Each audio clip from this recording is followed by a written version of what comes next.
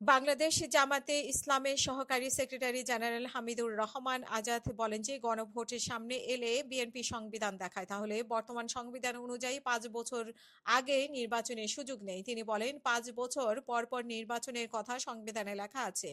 2024 সালে এই নির্বাচন হয়, তাহলে 2026 সালে নির্বাচন কোথা থেকে লেখা আছে, কোথায় লেখা আছে সংবিধানের?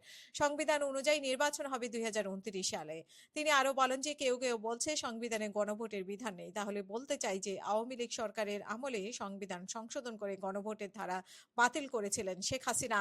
এখন যারা বলেন সংবিধানে গণভোট নেই, তারা কি কি তাহলে শেখ হাসিনার সুরেই কথা বলেন না?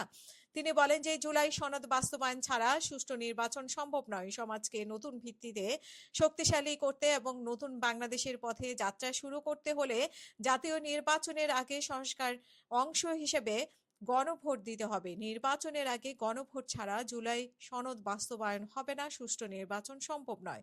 বিএনপিকে উদ্দেশ্য করে হামিদুর রহমান আজাদ বলেন, আপনারা আবার নতুন করে ফেসিবাদ কায়েম করতে চান। বাংলাদেশের জনগণ এই ষড়যন্ত্র বাংলার মাটিতে হতে দিবে না। আসুন সরকারকে বলতে চাই, জুলাই সনদ আদেশ জারি করুন।